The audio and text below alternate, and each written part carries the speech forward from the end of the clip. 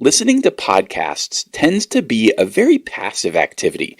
It's probably not the only thing you're doing. My guess is that most of the time you're driving, flying, or otherwise commuting. Maybe you're working out in some way, shape, or form. What did I miss?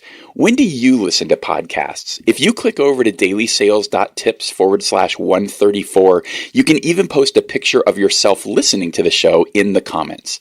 In any case, there's a pretty good chance that you may not be in a position to take some of these actions because your body is otherwise busy. Or it might even be dangerous or illegal if you're driving or something like that. That's what makes the activity passive. I'm going to suggest that you think about ways to make it active. Should you be actively engaging in the content you're consuming? Would it make sense to take a quick note with your biggest lesson learned or a takeaway from each episode you listen to? Should you capture an action item based on something you heard that you want to try? No, you don't necessarily need your hands for this. Take advantage of the voice assistant on your phone and say, "Hey Siri, take a note," or "Okay Google, create a note." Just my own note here. This is my second attempt at recording this because the first time, of course, I triggered my own iPhone. You can also create reminders and tasks as well. If you click over to this tips page, I've included some links with more details on various voice assistant prompts for both Apple and Android devices.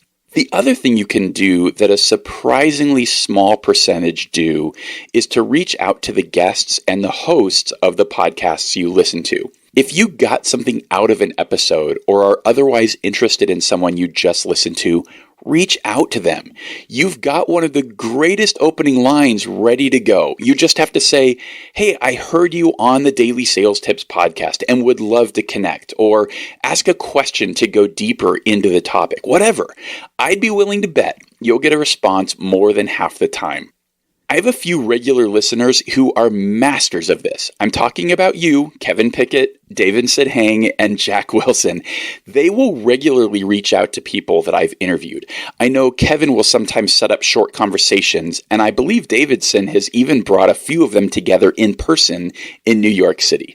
This is such a huge overlooked opportunity. People who are on podcasts or who host podcasts love hearing from people who've listened to them.